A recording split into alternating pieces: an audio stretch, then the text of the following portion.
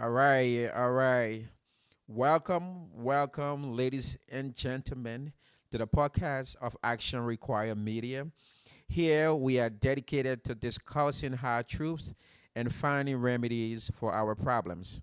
On this platform, we will stay engaged on all happenings in Mama Liberia, not limited to politics, religion, development, economy, security, crimes, war on illegal drugs, employment, youth, growth, and food production. Today's discussion will focus around on the illegal substances in Liberia. Here we will be discussing action-oriented plan to eradicate drugs into Liberia. Here to discuss with me are Dr. Archibald B. Waller, Edwin Sayipor, and Sergeant Leo Montgomery. Today's show, we want you to watch, share, and like the show, and we will be anticipating your participation. Gentlemen, welcome to the show. Thank Thank you, you. Bro Thank Joe. Thank you. Thank, thank, thank you, thank you. thanks, Bro Joe. It's a pleasure to be here. A pleasure to be with my fellow panelists. It's always a good thing to talk about our country, um, and I'm hoping that we can dive deeper into the conversation that has to do with uh, drug drug abuse in Liberia. But also on my mind, yesterday we saw the horrific scene from the CDC uh, headquarters, where things were being broken down in the name of, eviction. And then also President Walker returns home. I think it was yesterday, from the Today, knife. Was it today? Okay. He returned home from the Tokyo International Conference on African Development.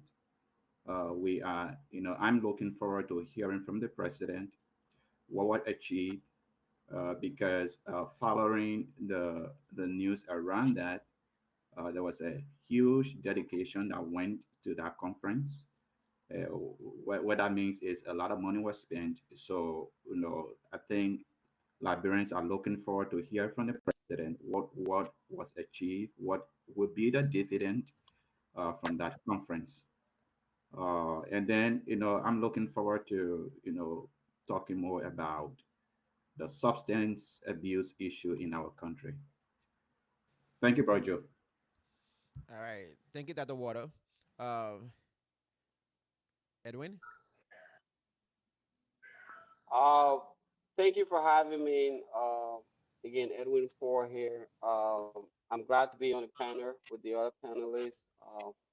It's always a farming situation to farm ideas, to talk with other people, to expound on issues that are pertinent to your country. I know we love the country Liberia, even though we're not there, but our hearts are with the country. So I'm always excited to come on and talk anything positive towards Liberia. So I'll be looking forward to the topics today. All right. Thank you, Mr. Paul. At this time, we will go to Sergeant Leo Montgomery. well, let me first say good evening, good afternoon, depending on where you're watching us. Want to say welcome to the podcast, Action Required Media. I'm looking to engage with my fellow panelists on the discussion points, whether it's drugs, the currents happening in Liberia. It's going to be a fascinating conversation today, especially when it comes to the issue of drug in Liberia, in our country. One will hope at this point that all government officials, all the entire country will treat this pandemic as a nationwide battle. It should be a nationwide emergency at this point. But to see things still going smoothly and normally, as if who cares at this point. those are the kind of conversation I would really like to get into. And I must also just take this time to commend the leadership of CDC for restraining order, for restraining peace, for maintaining peace. And one people were expecting that with the current demolition and all of the recent happenings when it comes to the CDC vacating the current location, a place where they've held for 20 plus years, to see that this past Friday, to watch it all go down. I really must take my hats off to the leadership and the people and the entire partisans of CDC for just restraining, because one, people were expecting. Trust me, my phone was ringing yesterday as if I was on the ground there. But I just must take my hats off to the leadership, and we are exercising democracy in Liberia, and the rule of law must always be the first thing that will prevail in our country. So I just want to say thanks to the entire country. And I must also say this as well. I give credit to Gregory Como and the police force in Liberia for also exercising the franchise as far as what the code says. And that's what we must also ascribe to do. We must be law-abiding citizens. And I'm just want to add that there to say big thanks to the entire Liberian people for Friday. It was okay, but then it was peaceful as well. Thank you, CEO. All right. Thank you guys. I really appreciate you guys being here today. We have two different topics to discuss today. So the first one is the illegal substance in Liberia. We trying to discuss action-oriented plan, penalties, and then we're looking at the faith-based organization, citizens, and how well we all can do this together as Liberian to eradicate that illegal substance in Liberia. And the second topic will be discussed is CDC eviction. What's there to learn? We'll talk about the politics, and then we'll talk about the leadership of CDC. So at this time, we will open up to discussion about action oriented plan to battle illegal drugs. But before I do this, I want to play one video so we all can watch this video. Is Edwin Snow? I don't know if you guys heard this before, but give me 1 second. Let's see right here. I'm gonna get it on the screen. Your sound is fading out a little bit, Can CEO. you hear me? Sorry, I left the mic. Yeah, yeah, Um, yeah. I want us to listen to this video real quick. Hmm. During the when Standard Network campaigning, they made a war to believe that it was a CDC-led government that was manufacturing drugs in Liberia. That was political season, and it worked for them, and they succeeded. Today, the drugs in 2024 and 2025 is far more than the drugs that have been in Liberia since its establishment, since independence. But we cannot play politics out of this. A few months ago, ECOWAS Parliament, for example, had a mission in Guinea, then Sierra Leone, then Liberia. The Mana River Basin right now, the studies we have from that report shows that if there is no major attack on drugs, the importation, distribution, and usage of drugs, excuse me, in Liberia, if there's nothing aggressively done within the next 5 years, this region will be threatened. We might produce members of parliament or even higher officers as drug dealers or drug consumers. That's how dangerous the situation is. Um, you know, during the when Standard Network campaign. All right, gentlemen, just a little bit of take on that. I think you guys heard what the former senator said. Anything you guys want to comment on that? It's not Because formal. It's current. current It's not senator. formal. I'm sorry. Uh, Yeah. anything anybody want to comment on that? Then we can start discussing. Yeah, let Yeah. me Let me let me. let me let me go. Oh, go ahead, Dr. Wolof. Go ahead. No, if you want to start, go ahead, Pastor Kuma. No, no. So I was going to say, I listened to that actually live. That was on Spoon. on Honorable Snow, it's highly political. Like he alluded to, you know, the United Party at the time being in the opposition made it seem like it was the CDC that were bringing, but it's politics. But this is why I would also like to say to Honorable Snow here, he's a sitting senator of one of the biggest county in Liberia, which is Bon County, and as a sitting Yeah, lawmaker he's from to Bombay. be on a national platform and to sound like that, it's okay. That's the politics. But what is he doing in his capacity as a lawmaker as well? Also, what are they doing to prop up this kind of law, taking stringent measures to say, okay, this is what we are doing, pass this, and it's good to come up a public media and play the politics. Look, we all know when you are seated at the helm of office, the next man is your direct enemy. So the next man is going to do any and everything to take you down. Whether he's going to accuse you of the one who killed Jesus, he's going to play that politics. And so when he comes there, you now who becomes an opposition to him, you will start seeing that, oh, okay, this is all politics. But sitting at the helm of office, like the likes of Snow and the likes that are saying, drugs is this and that. Man, Snow has been there for a long time. If I'm not mistaken, he's probably one of the longest serving senators now. And drug is not new to Liberia now. It's not new. And I'm happy that I even alluded to what I said last week, that even if next 5 years, if caution is not taken, Liberia will have no next generation to go to. So that's the politics. I would just want us to address it as a national crisis instead of playing politics with it. I'll rest for now. All right. Yeah, Thank you for that. Go ahead, Pastor Waller. just a quick correction, Pastor Kuma. Senator Snow is from Bombay County, not Bon County. Um, Bombing. Yeah, um, bombing. Thank you. so, listening to the video and hearing what Senator Snow said, it is not, it shouldn't be a breaking news, right?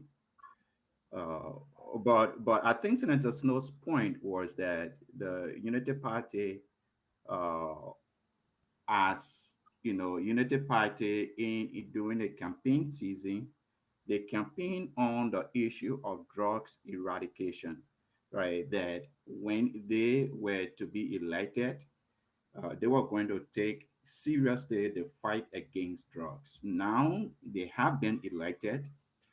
Senator Snow's point is that Liberians expected to see them taking on this issue, this existential threat issue, right?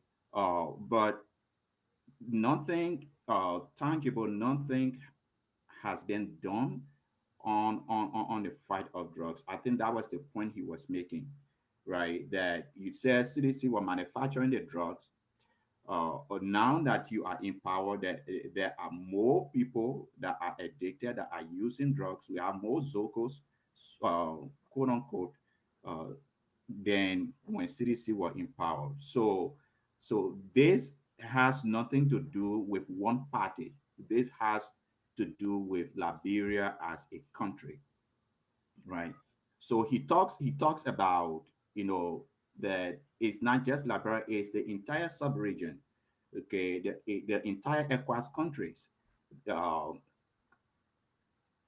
Most ECOWAS member states are facing issue with this drug problem, and ECOWAS needed to actually step up to address it. But at the same time, we as a country, Liberia, also need to step up to address it. He talks about if we don't address the importation, the distribution and the use, we might be producing people that are on drugs in our parliament. I don't know whether we are not doing that right now, right? Uh-huh. I don't know whether we are not to that I, place. I I don't think even we know. are there.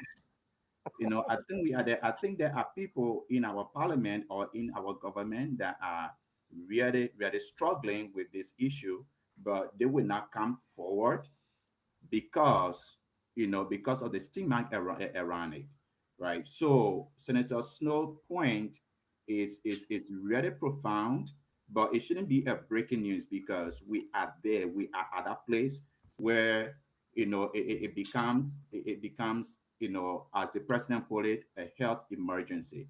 But I hope that we could have treat it that way, that it is an emergency. Okay. Thank you. Edwin, do you want to say? Oh, I just want to welcome Mr. Sengwei. He's here with us. We say welcome to the show. Okay. Thank you. You're welcome. Edwin, do you want to chime in, and then we'll go to I think Honorable Mr. Sengwei were hearing us, so maybe he can chip in from there. Anything on your end Yeah. concerning the I video? think yeah, I think every Melvin Snow, he's part of the problem. He's part of the establishment. Mr. Waller gave a powerful closing last week, which was very touching and moving. If anybody's from Mary Snow family or closer to his family were going through it, he wouldn't be politicking on Spoon TV. He would be looking at his lawmakers to come up with a solution. That's all I have to say for now. Okay. Thank you.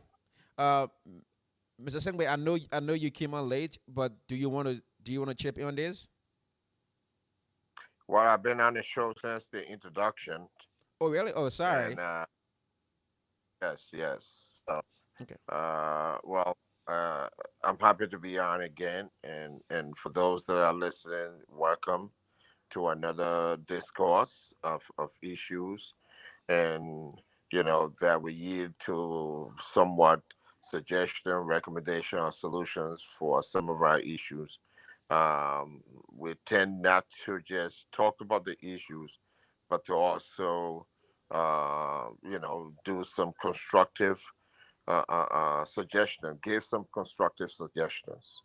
Now, when you talk about the video you just show, I am just flabbergasted about that because Edwin Snow was close to Gankay Taylor, and we saw the influx of drugs during the war. After that, they remained in authority. He's been in authority since the war and after the war. And if anything has to do with the illegal trafficking of drugs or the illegal substances in Liberia, he has the power. He could have done something years ago. And so just come and sit there and think that in the next 5 year government officials and all of that would be involved in it. They've always been involved in it. When you elect people to parliament in Liberia who have had drug related activities, those are some of the things that speak to it. I don't want to make this politic. I don't want to use politics in this. My thing is that how do we come together holistically to find solutions to the problem? The politicians need to play a role, and like I said last week, there's time for politicking. That is during campaign, and that's why they have special time set up for that. And there's a time to be leaders when you run your politics and when you influence the people and they give you the power, now you need to lead the people, not direct them to do things, lead them. So I am of the solution driven, and I'm a crime prevention practitioner. I've done quite a bit of things in crime prevention, and which include some of these things addressing drugs issue. So I know from where I speak, and it's going to take everyone holistically, the churches, the community-based organizations, citizens, regular citizens, what you call it, businesses have to be involved because they're solely affected by the flow of drugs and the use of drugs in the country. Until these people can come together collectively and come up with a strategy and define each individual or group responsibility and respond to the drug issue is going to be perpetuated over a long period of time. The United States identified Liberia to be a district and a hub for drug trafficking out of the west coast of Africa since 2011. What has been done since then? And so we sit and we just talk and talk and we see the problem and don't come up with solutions.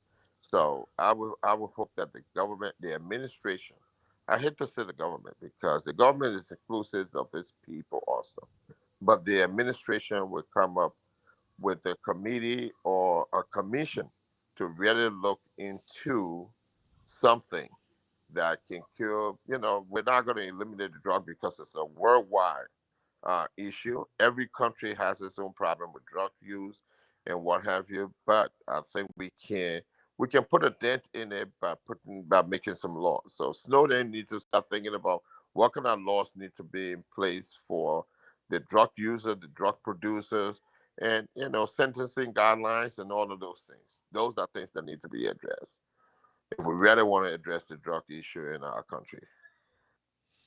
All right. Thank you, Mrs. Singway. I really appreciate that. So, uh, everybody have make decent point on here. When it comes to, and that's one of the reasons why we want to play these videos. And I just like everybody commentary on this video. So now we have lawmakers that are pointing fingers at each other, but don't want to take the blame to take actions on and see how we can get rid of this. Now, I think Sergeant Leo Montgomery said it last Sunday. If we don't fix this problem, we're gonna have no more youth, maybe in the next 3 to 5 years, and it's true. It's something we're messing around, and we have to fix this issue. So today, I think let us. It's time now we start discussing action-oriented plan to battle illegal drugs. Anybody, or what do you think we need to do in Liberia to kind of like arrest this situation?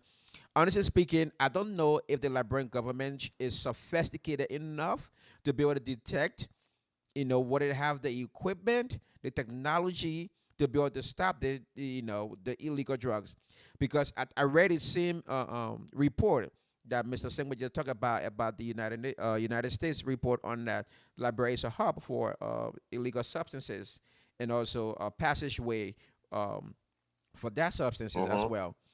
So I think we need to start discussing action oriented plan. Is there anything you guys think we can do? I know we're gonna talk about the Fitbit organization and the citizen, and then we'll talk about penalties as well. But what can we do? What are some action need to be taken to kind of stop drugs in Liberia?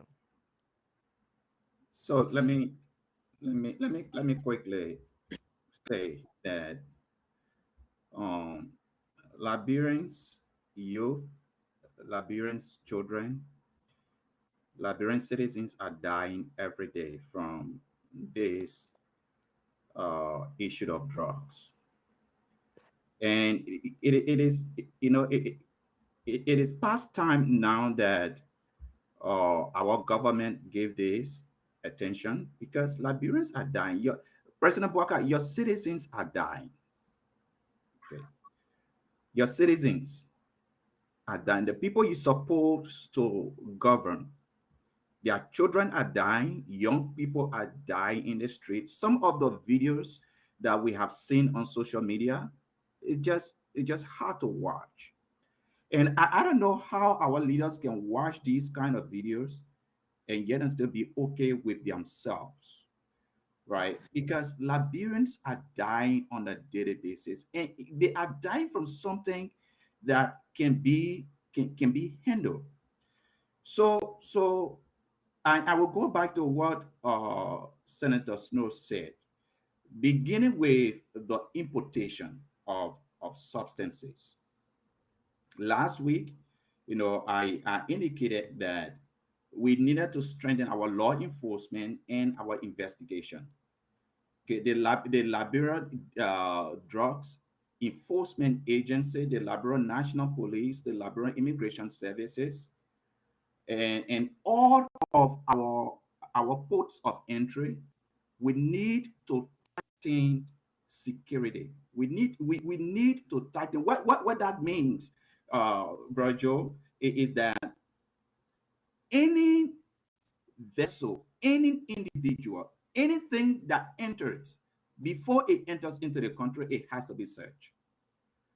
Okay, you have to do a thorough search. Now we don't really have the sophistication to do electronic search, but we can do it. It just need commitment on the part of the officers at the very border points, right? If we are really serious about this, right, we have to tighten our border points. We have to tighten our border controls, even at the airports, at the free ports, right? Every vessel, everything that comes in our country need to be searched. But beyond that, not just not just the vessels or or goods that are coming, but also the people, right? The people. Look, I would encourage Senator Snow for them to pass legislation that indicates that every individual besides the president, the speaker, and the chief justice, and maybe the associate justice, all government officials, all citizens, regardless of what your position is, the as long as you are entering the country, coming outside of the country, your vehicles, your person, whatever it is, need to be surrendered to searching. Every individual needs to be searched, regardless of who you are, besides the president and the vice president and the speaker and the chief justice and associate justices. But every other individual, I am looking forward to the legislature to pass such a bill, right, into law. And then also no, before we even talk about treatment, right, we have to control the issue of importation. Senator Snow is right. If we don't control the issue of importation, we cannot control distribution, we cannot control the use of it, right? We have to cut off the source point where the drugs is coming from, right? And some people are bringing the drugs in the country. Look, listen, Honorable Singbe said it last week. No one person work in isolation when it comes to selling drugs. They work as an organization. So if you just go after individuals, you're not go far with the fight. You have to go after the cartels. You have to go after the criminal enterprises. You have to go after that, because if we can't do that as a government, if we can't do that, then we are going to defeat ourselves in the fight, most especially in the importation. So that would be my first suggestion. We have to stop the importation, the influx of drugs in the country before we can even control the distribution and even the use. We have to tighten our border points. Let every individual be subject to a search, and let it be legislated, not just it shouldn't just be talked about. Let it be legislated, let it be a law, and let everybody know that there is a law that you need to be searched, your vehicles need to be searched, your person needs to be searched, and whatever that is. That would be my first suggestion. All right. Thank you, Dr. Water. All right.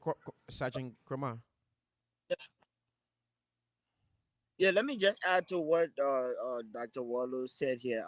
I will even take it further. I would say that there should be no exception to this at this point. The president came in taking drug tests as if you were setting an example. So let it continue. There should be no official protocol given to say, oh, coming in the country and then these are the 5 officials that will be exempted. No, like you said, it should be treated as a national crisis, which it is.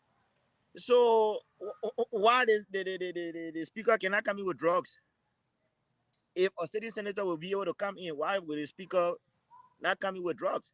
So I think all of them, if they mean well for Liberia at this point, which I think genuinely some of them do. For me, so I'm just going to give my 2 cents when it comes to the some of the solution. Say what you want about Dillon, but Dillon has a center. Now the drug is in the country now. It is gone beyond our borders. It's there. It's affecting. It's killing our people. I was watching not yesterday, but sometime last week. I saw somebody throw out a number. I didn't know where he took that number from, but he was saying on a daily basis, close to 70 within Monrovia kids die from the new drugs. I don't know how they call it. Thai. They say it's even worse than the Kush and whatever this guy's been taking. So this is what I'm going to say. And And as a consultant, it will come free from the action required media to the Liberian government if they take it. Look, I think now it should be treated as a national crisis. Now, people, we're talking about new generation. Look, a girl who had graduated from LU, somebody said she was a radio presenter. I mean, just from her utterances, you can tell that she's very educated, at least. I mean, to find out that such a girl would just go down to drugs, man, we are losing our young ones, our bright ones. Hey, I would like to look the Liberian government in the face and say, hey, man, look, it's about time you put the money to where your driving for the fact $2 million cars around this time. I mean, giving all this money that we're not seeing where income, burial, find a land, built on that land, a drug or rehab center, equip it with all the latest, at least find doctors, whether they are coming from overseas or whatnot, and securities. Put these people there because you can't keep them in the city. The city, the people just going around it. That's why it's happening to Dillon Center now. The children graduate, they go in the street, they come right back.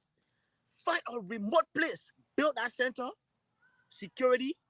Everyone is scrutinized, is checked just from entering that center, coming out.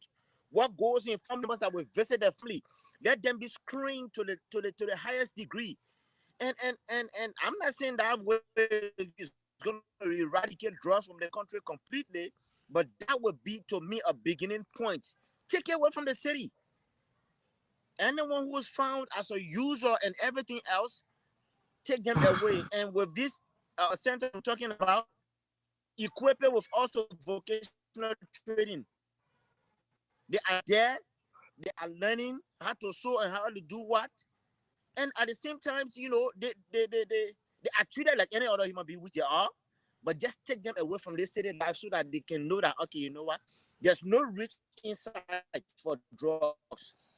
Once you isolate them completely from that center, I think, and at the same time is anyone who's caught bringing drugs. I think for me personally, I know Dr. Wallo here to hear this from me. The first 5 examples need to be set either by firing squad or by hanging. Anyone who's caught bringing in drugs, after setting the 5 example, it will send a message to the rest that hey, this guy is not playing. And Mr. Sebe, yeah, you are. I don't know why the government has not reached out to you yet with all of what I've seen you've spoken about in the past. But that's what government should be. Look out for the bright minds that are outside or inside Liberia. Reach out to them. The current guys that are sitting out there, they're just getting the money. I mean, reach out to the other guys. They have seen some of these platforms. We have put forward suggestions. But who will call you after the issue? You got to take somebody who is, oh, that man, this and this and that. It's all about politics. We are not really up for the people. But thank you, CEO. Okay. Thank you. All right. That's a good point. That's a good point. Mr. Singway, before you go, let me just chime in on this real quick. I concur with everybody, and I think the Liberian government take more responsibility on this than the Liberian citizen as well. As a country, the number one thing is to protect your nation and your people. If you cannot protect your nation and your people, then you're not government. You're just useless government. And that's what we see in Liberia. If we cannot protect our own people militarily and then save them from illegal drugs, there's no reason we should be there. And it's a point that the Water said it last Sunday. These people are not being affected by the illegal drugs, so they don't care. Now, you have drug dealers coming into this country and selling these substances. Their family are not being affected, but we are being affected. They don't care. They just want the money. But like my brother said, we need to find a solution for this. If the government do not have the money to do it to protect its citizens and borders, they can lobby around. They can cut down their salaries. They can cut down the government and invest more into equipment, technology that will be able to detect drugs. Our airport, vulnerable. Seaport, vulnerable. Our lands are vulnerable. Our borders are all vulnerable. What can we do as Liberians to protect our people? We are losing our youth. We lost them during 1990 war and then now to illegal substances. That is not the way to go. And I will pick back on this what my comrade Erin Paul said. Feed the beast. These people don't want a solution. They want chaos so they can stay in power. Like the remark Edwin Snow made. All these guys, Mr. Samuel said, mentioned the same thing. During the war, they had all these illegal substances with the young guys. They did not find a solution. Now they want to point fingers. Edwin Snow is sitting in his mansions. All these guys are sitting in the mansions. We need action-oriented plan from the citizen, fit-based organization, and then the government. I concur with Mr. Montgomery. Grab if you have these guys like drugs dealer coming to this country, if you arrest them, I personally would say put it on TV and kill them. That would be my suggestion. It's a deterrence. A deterrence. Because when people see that, they will know that, oh, we're not messing with Liberia borders. We're not messing with Liberian borders. But now you get the drugs dealer. I don't know if you guys saw, I was watching a show wherein there was a drugs dealer from Nigeria, a girl arrested at the airport, and then the police guy called the drugs dealer to come and give him money. All the bribe going here and there. No, we don't want that stuff. So again, I don't know. We need some kind of solution. And again, what can a faith-based organization do in this case? Now, let's talk about faith-based organization and then citizens. What can we do? Do we have the power to arrest the situation, or do we need a support from the government? Well, CEO, let me just come in a little bit before you go to first base and just talk a little bit about how the drug business became the latest issue issue of urgency. Why do we have to wait until people protest before we start to be reactive? This issue has been around time immemorial, and we know what's going on. And when people in the government, in administrative or higher offices, come out to do things because they want to get, credit for it, or they want to validate themselves, then it's not in the interest of the nation. There are other things that can be done to serve as deterrent. Let me just say this. Let me give you some facts.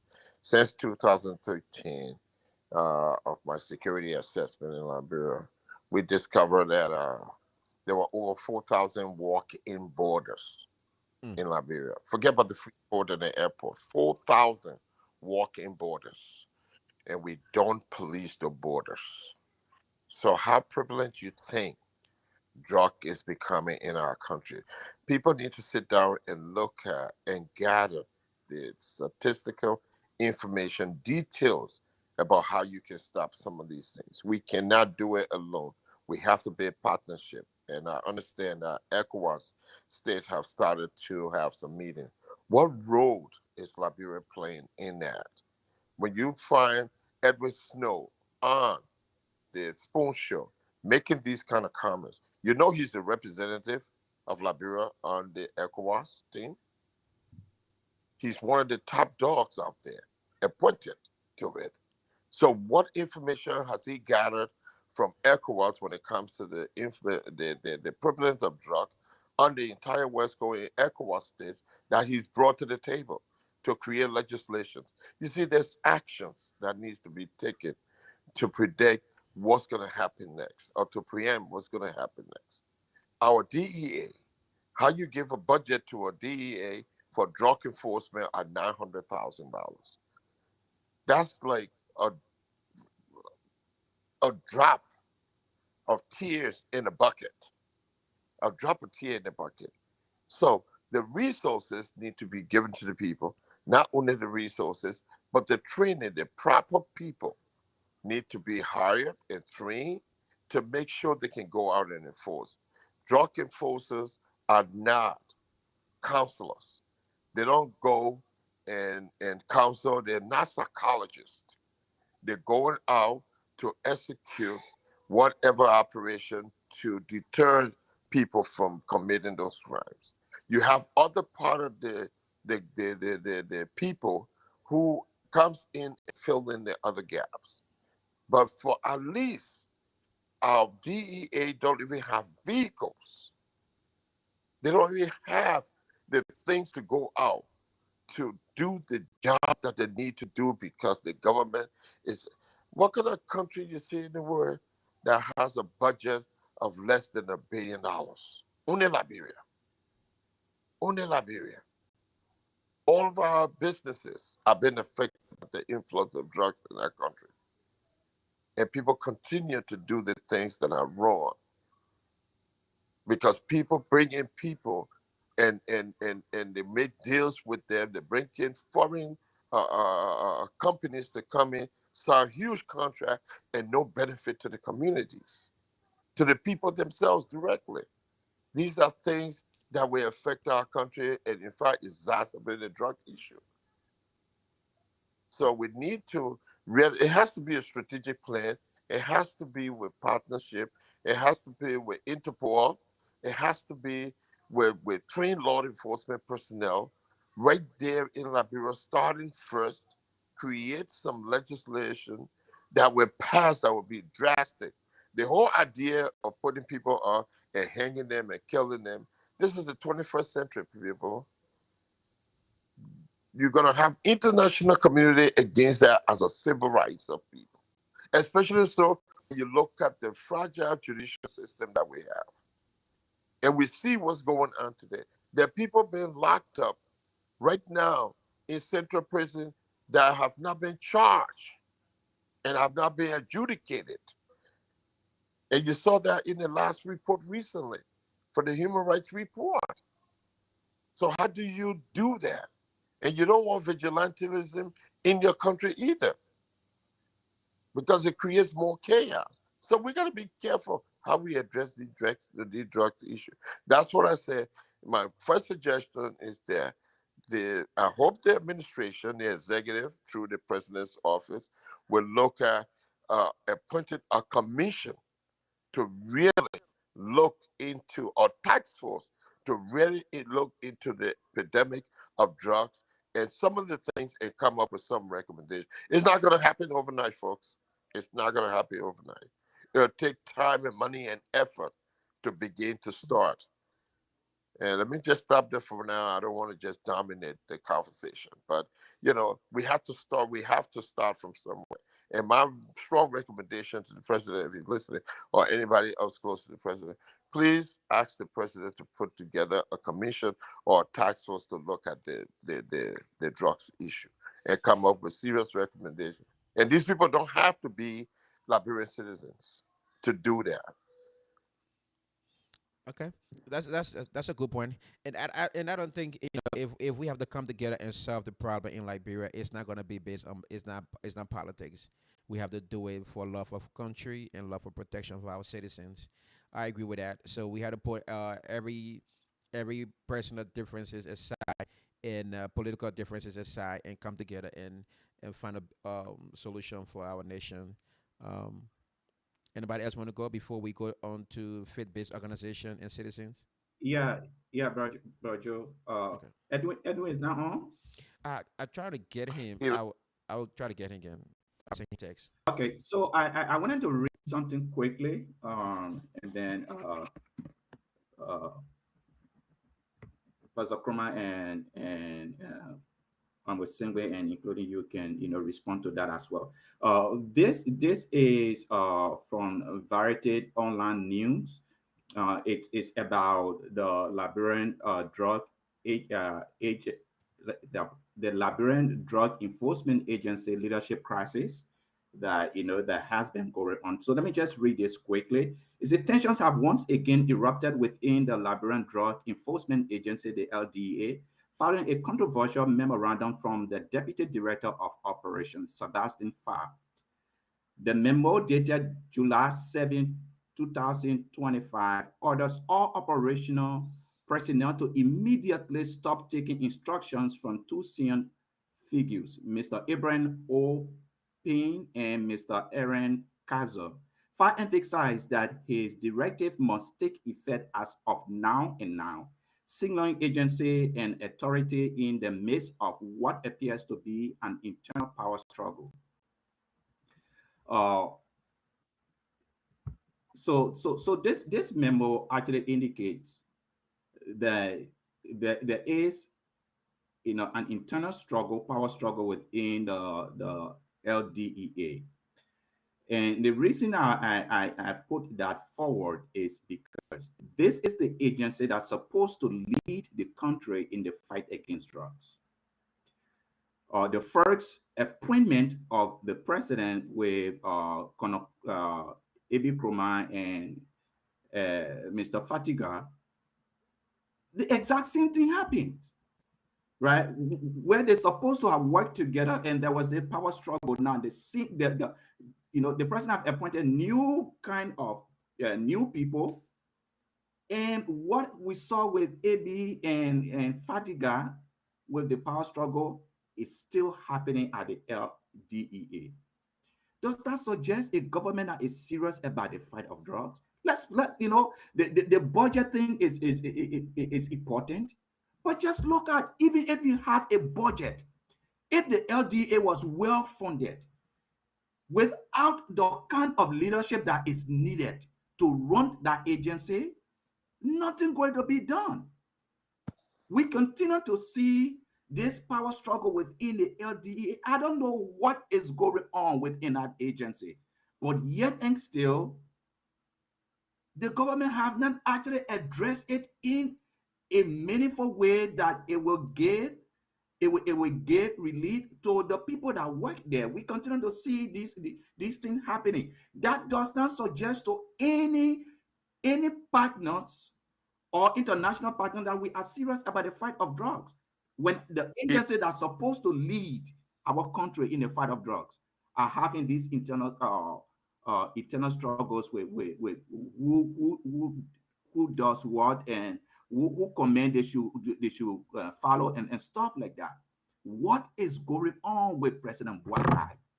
What is going on with his appointments at this agency, an agency that's supposed to lead us in the fight of drugs? What is going on, gentlemen?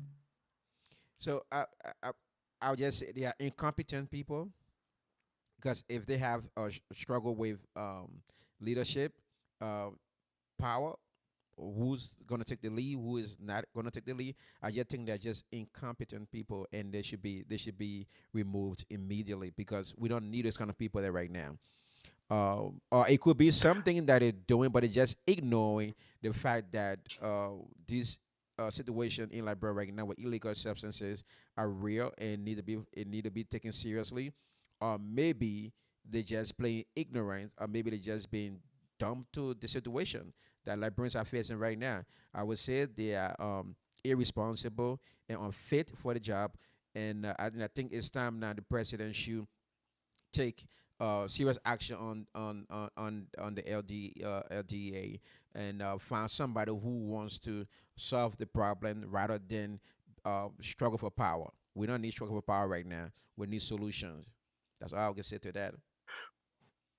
let Yeah, me let, just let me jump in here. Can you guys hear me? Yeah. Can you hear me? Yeah, yeah.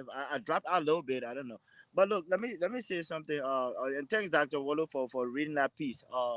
Look, for me, I see an insubordination issue here. Look, whether you're appointed by the president, I think learn to obey the next man who is directly ahead of you. For me, I just see as a power struggle where these guys come in because they're appointed. So no, they're not gonna listen. But also at the same time, the drug issue in Liberia, the money is sweet. They may not all cutting corners. They want to chop. What is sweet? So how you the boss man who hands in the cookie jar one time the subordinate that, oh my man, don't, when you get your own arrest, don't keep it, bring it to me. AB Chroma and the Fatty guys and somebody that we used to know from Philly as security. The next thing you look at in the LDA, they fighting for the big position LDA in abroad. Yes, security. Yeah. When they want the money, sweet. So now they're not gonna listen. But I think it's a subordination issue. You got to, whether you're appointed by the president or now, when you get into office, respect the highest man in command, and move on, do your work, you know. But thanks, Dr. Waller, for throwing that light on, because the same thing is just a continuation of what the Fadi guys were doing. Yeah. well, just let me just chime in a little and say this: when people responsibility are defined, you always go Right. power. You always go into power struggle. When your vetting process for appointing or hiring someone in position is not defined, you will find that you have the wrong kind of people in these positions. It's true. The dedication of people to work in these areas. You see, one of the reasons why I support the president or supported him is because he said, "Think Liberia, love Liberia, and let's rebuild Liberia." I That's still, good. be- I still believe in in that credo, and I still think that every Liberian owes it to think Liberia, love Liberia, and rebuild. But that would not happen when individuals are being reshuffled. And it's the same people over and over that leave from one department after being terminated or something happened and uninvestigated. They just disappear, and then you find out they're working somewhere else. Our civil service, everybody that works for government are civil servants. And we have a civil service department. There's something that needs to be put in place so that people cannot be reshuffled. When you in developing nation, when you get fired at one place, that's what they ask you for reference when you go to apply for positions. They ask you for references because they want to make sure. The one question they asked your previous employer: if this person came back, would you rehire them? If that person says no, that means you're not fit for the position. Simple. Public policy administration, public administration tells you that. Public personnel management. It's very simple. Go to the place the person was working. But we have people who leave from here, never work in security forces, go in and they got position at top security doors. Many of them. It's influential. And so if everybody is compromised, I owe you, you owe me, you know my secret, I know your secret. That's what I think is hurting us. And we can't do that in security.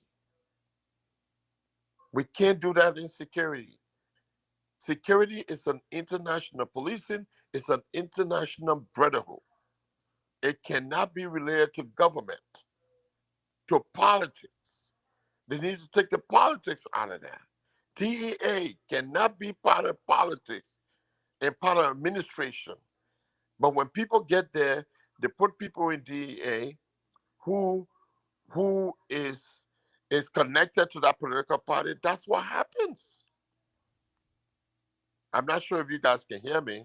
No, We can hear you. we hear We you. hearing Yeah, you. we hear you. We hear We you. hear you. Everything went dark on my end just now. Oh, okay. Well, we can see you. We can see you.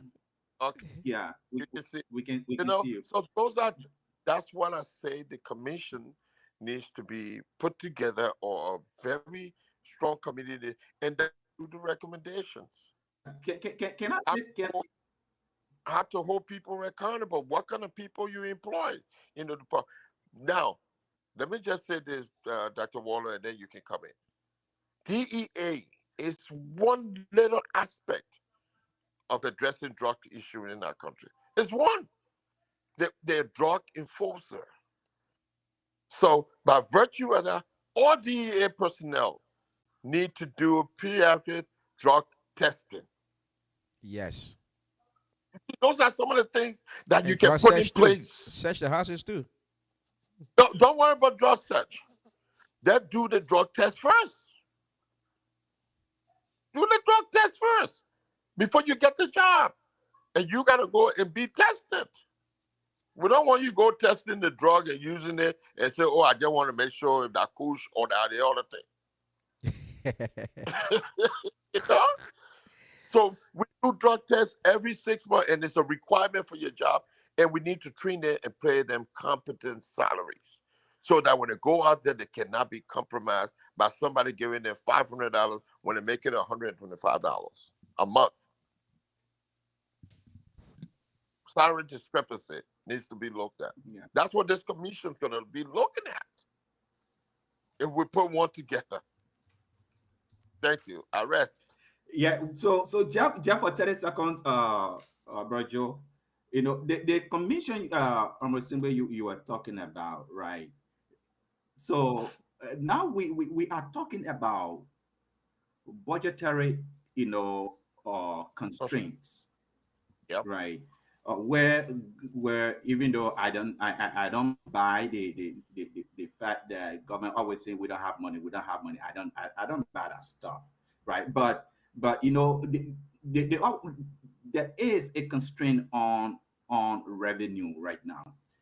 I would add that if there was going to be, a committee like that, it shouldn't be a committee that would do the job of the DA. It should be a committee that can vet people that are hired in the DEA, right? To make a recommendation to the president, at least two names of people, to just take the politics out of the hiring process. Because what is happening, and you rightly said, what is happening is that people are not being hired based on competence.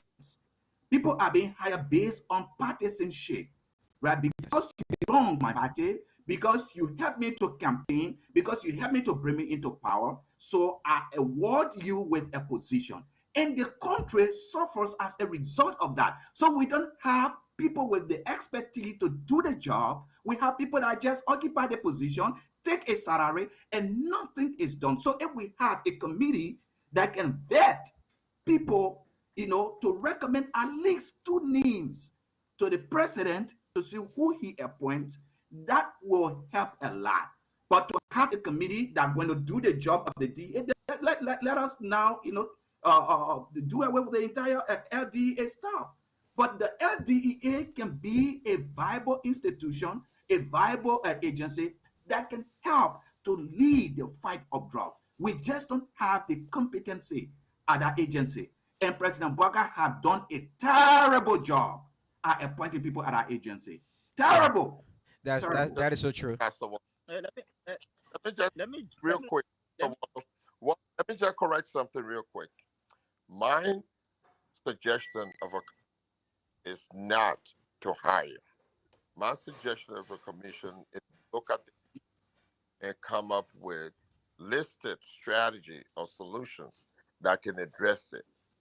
That is looking at the partnership. Listen, when you're fighting drugs, you need to build partnership in every level.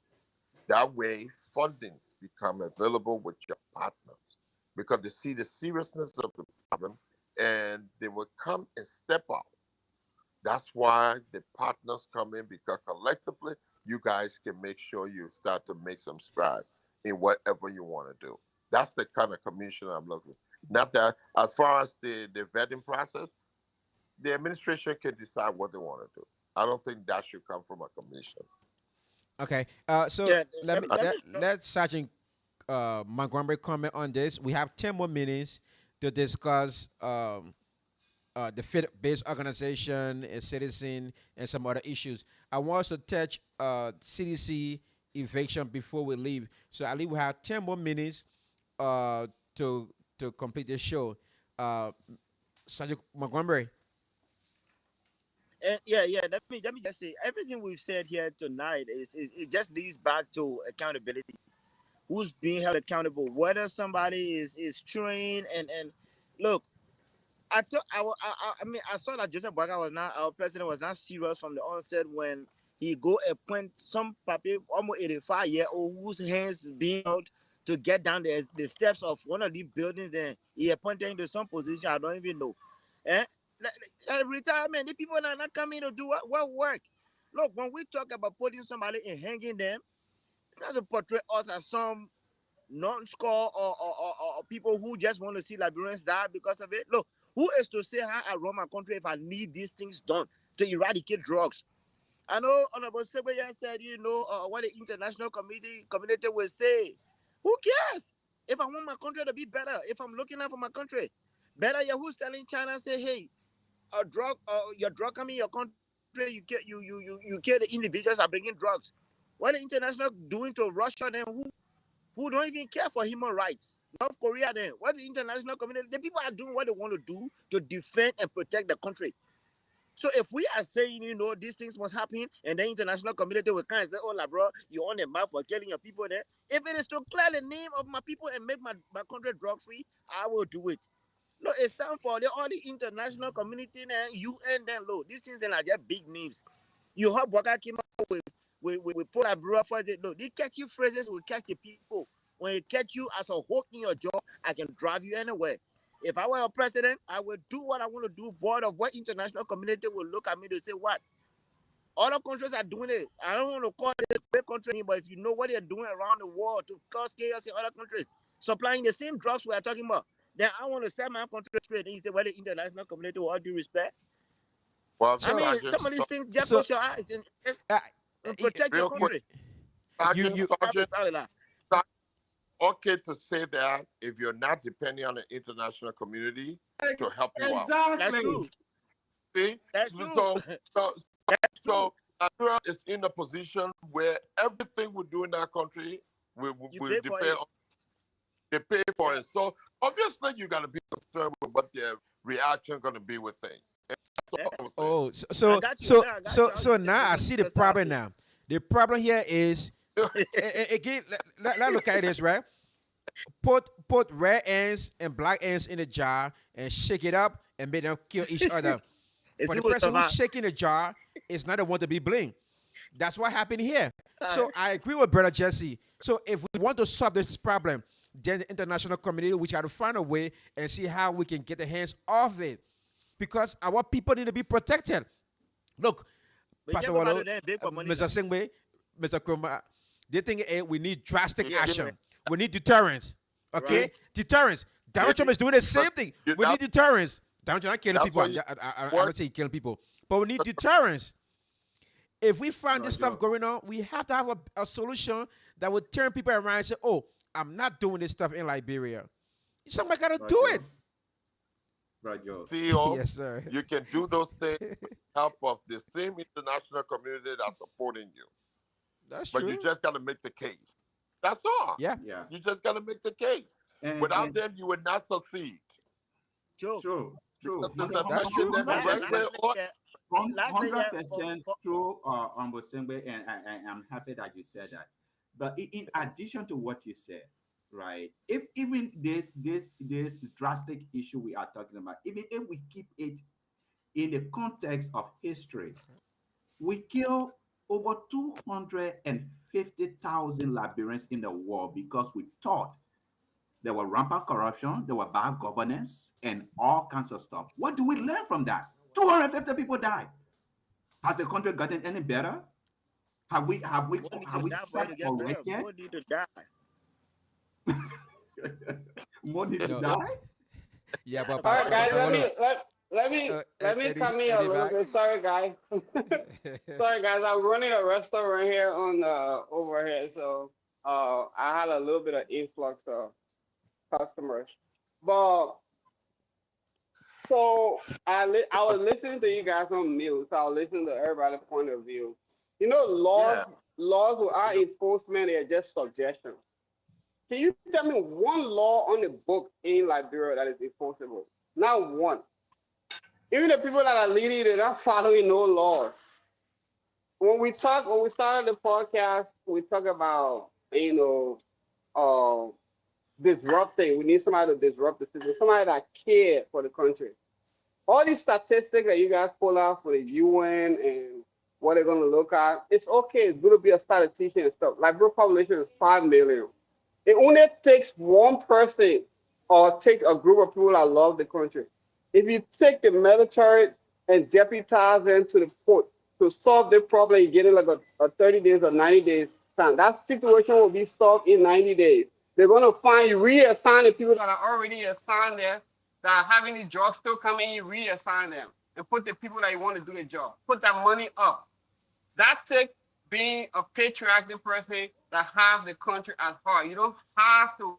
Everything is not so much on a larger scale that you have to get international community involved in anything. It just takes you loving your country and prioritizing your citizens.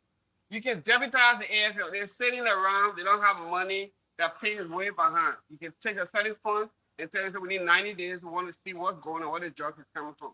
Reassign people that are already assigned. but we don't have it. The people don't. We don't have one law in Liberia. Tell me one law in Liberia that's enforceable.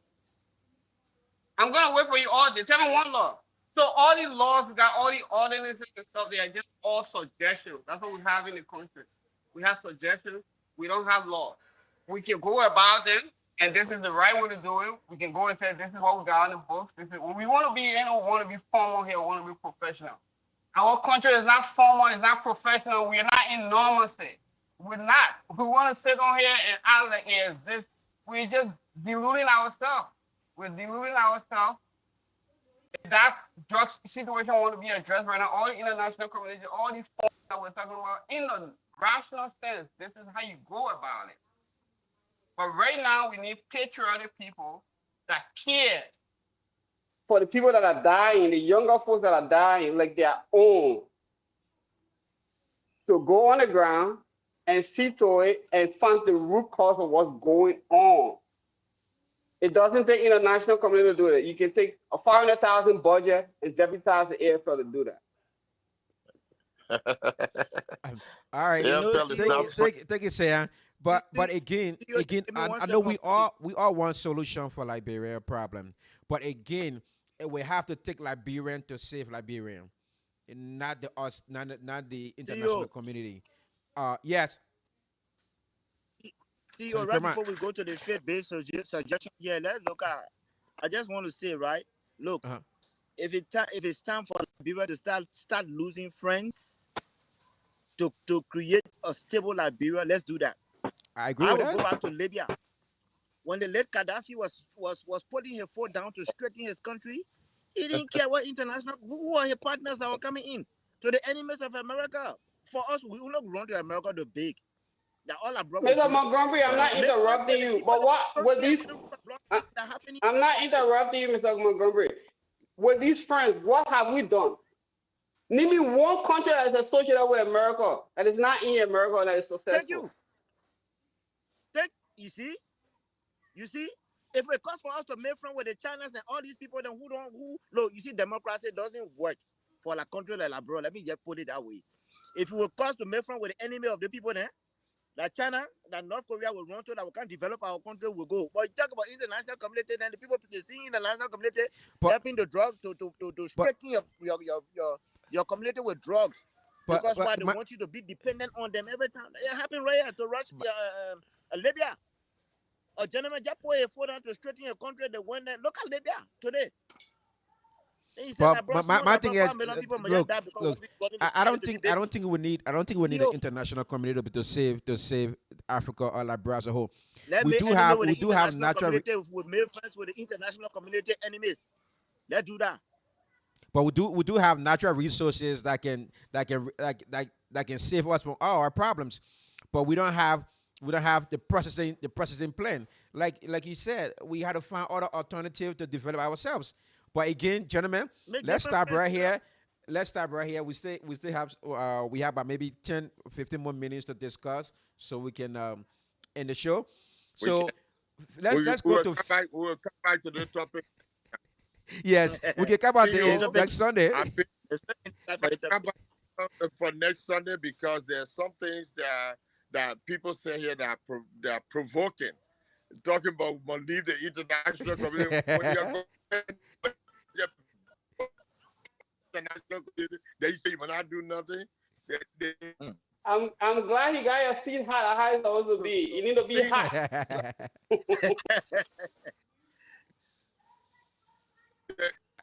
Are you there, Mr. Singway?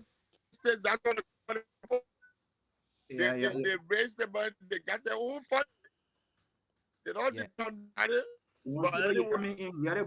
Yeah, Mr. Singway, you breaking. We're gonna be rocked here. Yeah, he breaking. See you? Can you hear me? Can you hear me? Yeah, Jesse, we can hear you. I'm not sure. It's just Mr. Singway, we can't hear too good. Yeah, let me say this, right?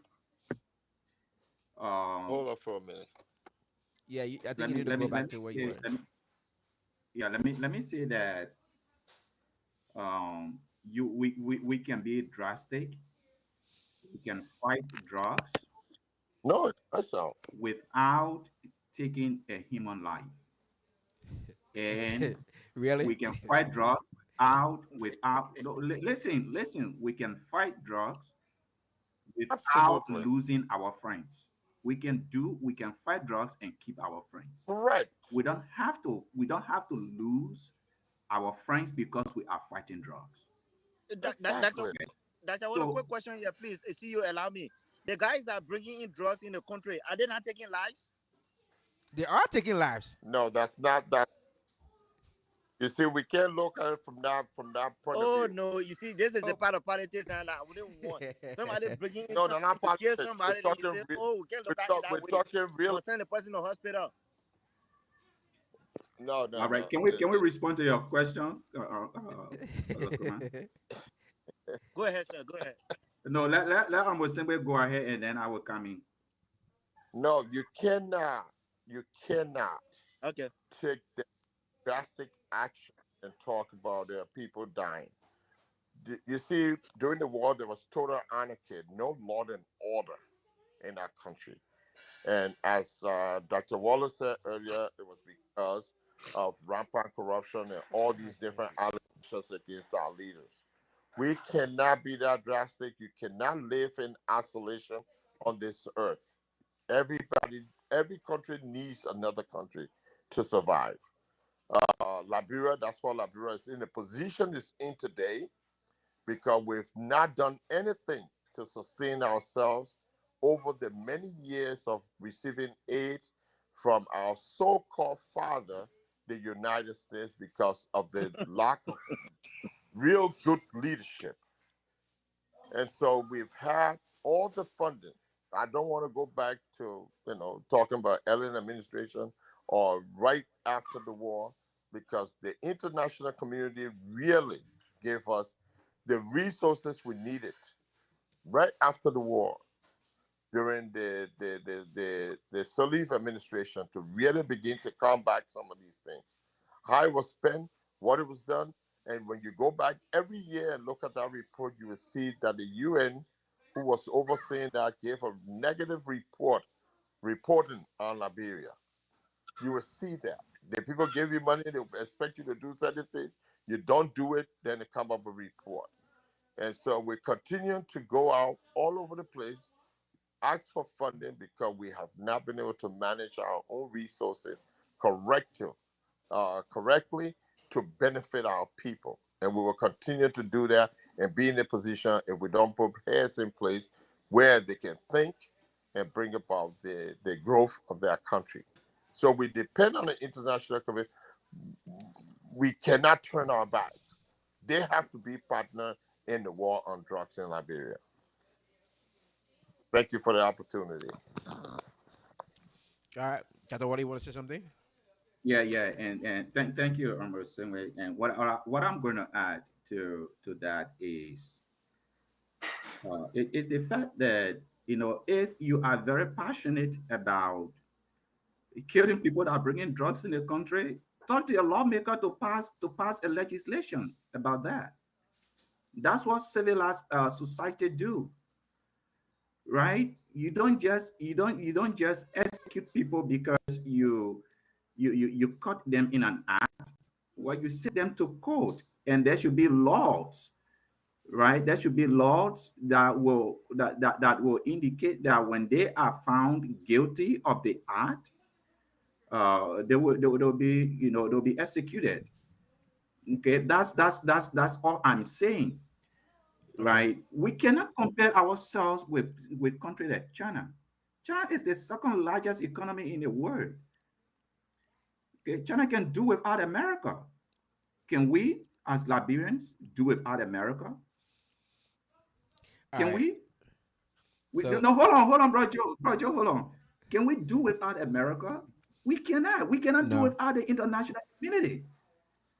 Almost similar, right. They said that the fight of drugs, Liberia alone cannot do that. We don't have the sophistication to do that. Mr. We we Wallo, Mr. Wallo, we I'm gonna have to retort on that a little bit. You said yeah, we let cannot me do it end out this of again. America. Tell me, what your benefit? You've been with them since 1847. What's your benefit? What can you show for it? You're standing right there. That's what we show for it. You I'm know the standing here you contributing to know the economy. That's you know that's the what I'm security showing. know the security that is being provided. Do you know that they did drug bust that America went and alerted the Liberian government about? It I made heard it. that. It made it. It I made heard it that. us war. Look, man, we're not Well, disputing the that's why we fact. need This a nation, reoriented mindset. this That's why we need nation a is the Thank greatest reoriented you. nation. mindset Thank because this you. This nation is mindset. the greatest nation on Thank earth. And Liberia, Liberia needs the United States. Anywhere we go, anyhow we come out, we stay need the United States. Gentlemen, I think we ran out of time, but maybe we can get everybody 1 minute each, so we can see. I'll discuss a little bit about what can a faith-based organization do and what can a citizen do to help preventing drugs in Liberia. 1 minute each. We just go around the table. Erin, do you want to comment on that? Anything, any suggestion for a faith organization, citizen in? I think the more equipped people in our country right now will be the faith-based people. They're not equipped when it comes to monetary, as far as tools and stuff. What they're equipped with is loving the country and having a heart. Like when you remember in 2003, it was the faith-based people, the older people that were praying to bring that 2003 war to an end. So the, if the state-based people can come up together, like the organized one, like the Methodists and stuff, if they can come together and try to go to those communities, I think they have all the tools in the area, and even they have the tools to seek donations if they want donations from people, like we always do begging from people. But the state-based people, contrary to a military action and deputizing area and things, they have the most potential to bring this thing attention to this thing if the government is not acting. They have the most potential. Okay. So I would support the idea of any faith base of people coming together and trying to bring light to this deadly thing that's going on in Liberia that we don't even have the funding for. Okay. Any suggestion for the citizens? How can the citizen be involved?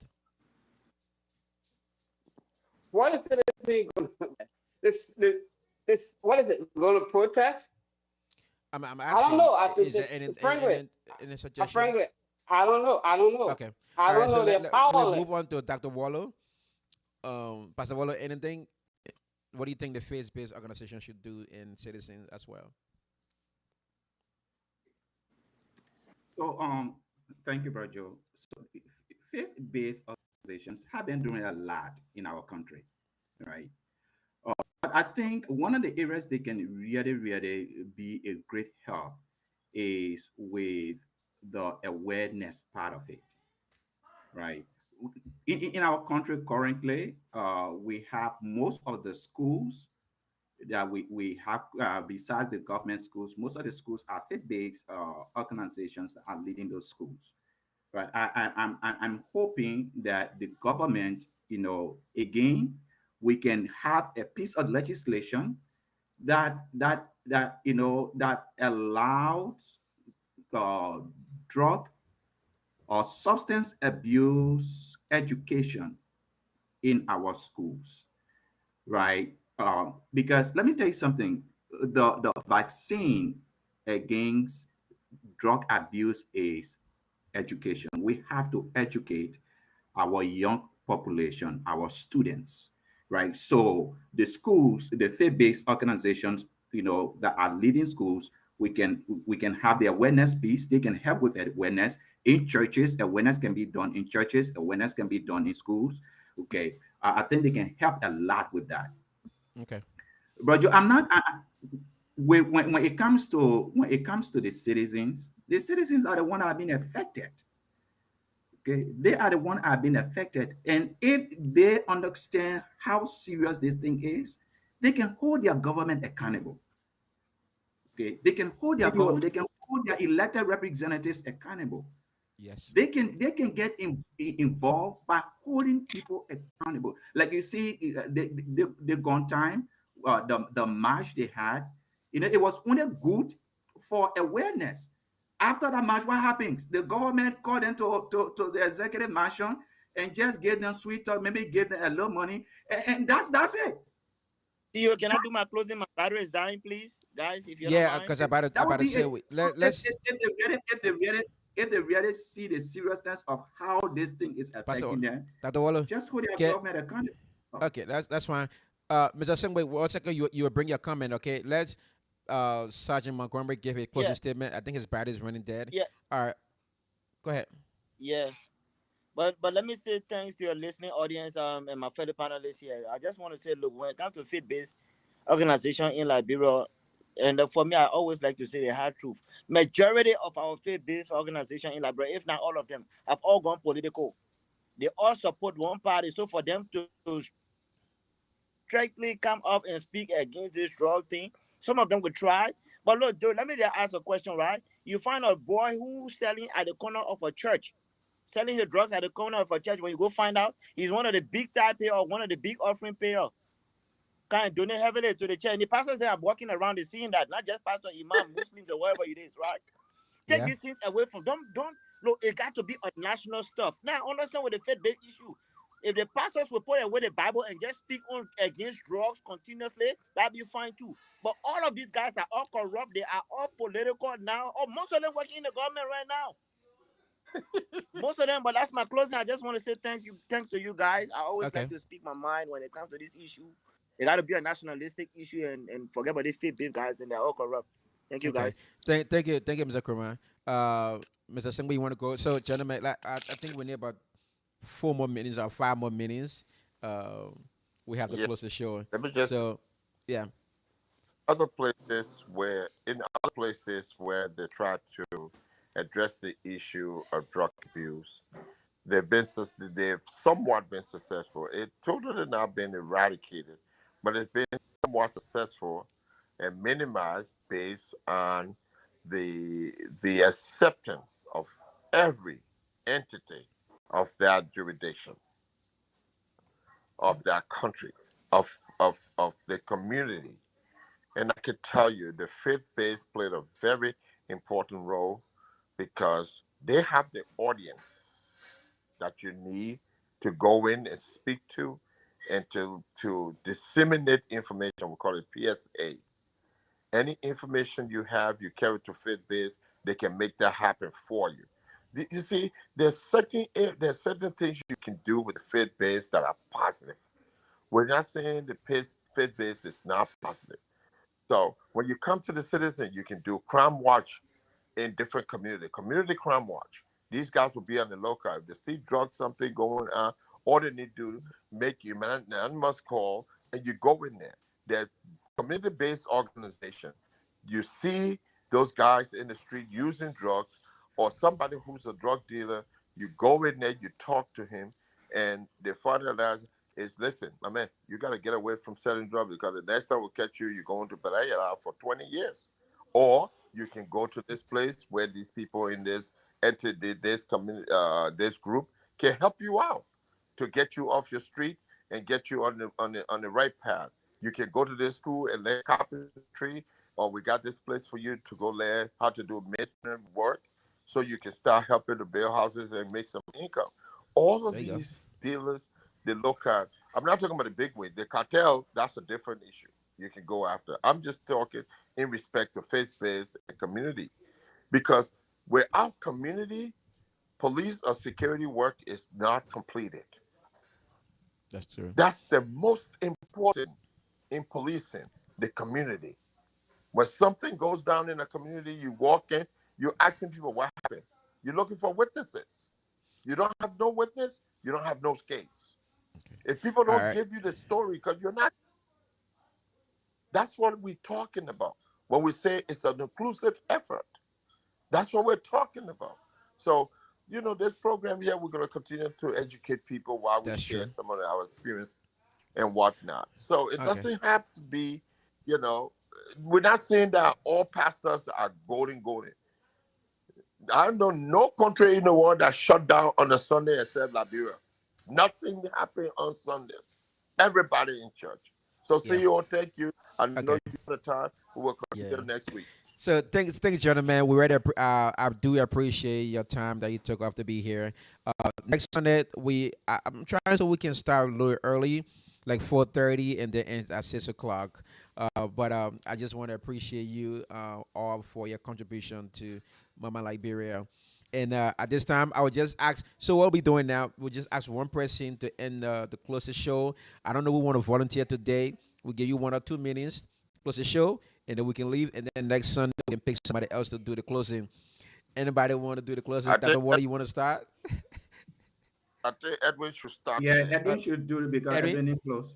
Okay. All right. I will turn it on to Edwin Saipor to close the show. Gentlemen, we say thank you for participating. Now we'll turn over to Edwin Poor. All right. Thank you guys. I want to thank you, Mr. Sengway, Mr. Waddle, and Sergeant. This discussion was very important. It was very informative. I know we go back and forth, but it's out of passion for the country. The reason we assemble here because unlike more podcasts, we're trying to offer solution-based, um, action-oriented, solution-based things to Liberia that somebody may stumble upon on the internet or so, so they can try to apply it or applicate it to one's Liberia. So this topic was very interesting. I continue to stress that we need a new mindset.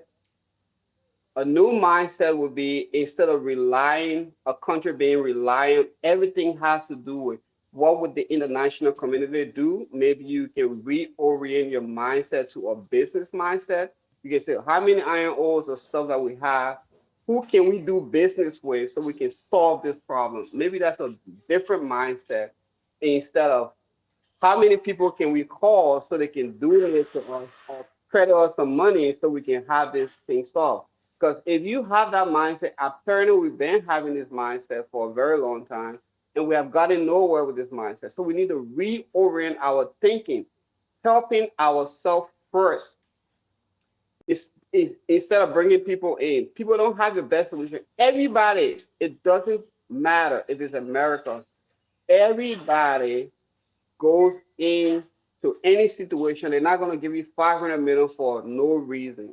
They're not going to give you 200 million for no reason. They go in to get something out of it. So if you have anything at your exposure as a country, you can maximize whatever you have, exchange it for the better of your country. So change your mindset from relying on people and rely on yourself. This solution is more workable and everything is within your control than in people's control. Instead of waiting for people to call, you call somebody that got iron ore, let's negotiate it. I want you to bring certain amount of drugs and hospitals and stuff. Set up this shop, I'll give you this amount of iron. That's a better way of thinking than say, oh, let me call the United States and see who can go through Congress or who can have these people lobby for me to get this fund over or the international community. It always comes with strange attacks. As we can see as a country, this strange has been attacked and look at where we are now. So we need to change our mindset. Again, thank you guys for having me. Thanks everybody for being on the panels. I really enjoyed the discussion today. Thank you. Thank you, guys. Have